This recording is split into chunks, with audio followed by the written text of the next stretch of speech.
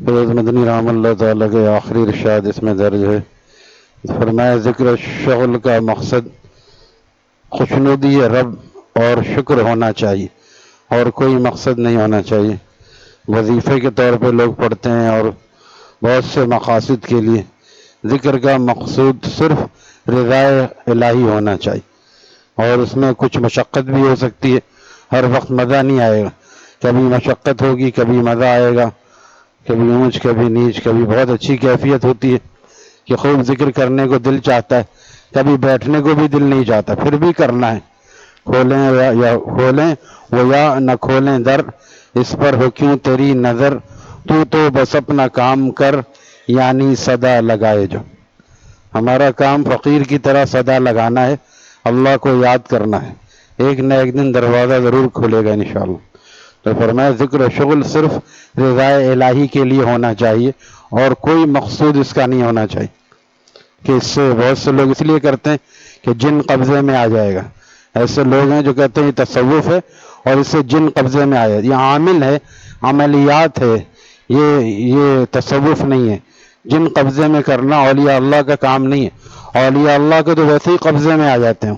کیونکہ وہ جانتے ہیں یہ ہم سے اونچا طبقہ ہے، ہم ان کو نہیں کچھ کر سکتے، بلکہ وہ خود اولیاء اللہ کے ماتحت ہوتے ہیں۔ تو اس لیے یہ ساری چیزیں صرف ذکر و شغل جو اللہ کے لیے کرتا ہے، اور اس کو اللہ تعالیٰ اس کی برکت سے جب اپنے قرب کا مقام عطا فرماتے ہیں تو ساری صرف جنات ہی نہیں بلکہ ساری کائنات اس کے تابع ہو جاتی۔ تابع ہونے سے مراد وہ خود کو فنا کر دیتا ہے، ساری چیزیں گویا اسی کے اختیار سے چل رہی ہوتی۔ ایک اللہ والے مجذوب سے جب پوچھا گیا کہ کیا حال ہے آپ کا، تو کہنے لگے کہ کیا حال پوچھتے ہو جس کی مرضی سے دنیا کا کارخانہ چل رہا ہے۔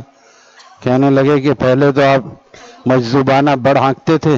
اب تو آپ خدائی کے دعوے بھی کرنے لگے، آپ کی مرضی سے خود کارخانہ چل رہا ہے دنیا کا۔ تو فرمایا کہ پہلے سن لو، پہلے ہی فیصلہ مت کرو، میں نے اپنی مرضی کو اپنے محبوب کی مرضی میں فنا کر دیا ہے، اب جو میرا محبوب چاہتا ہے وہی میں چاہتا ہوں،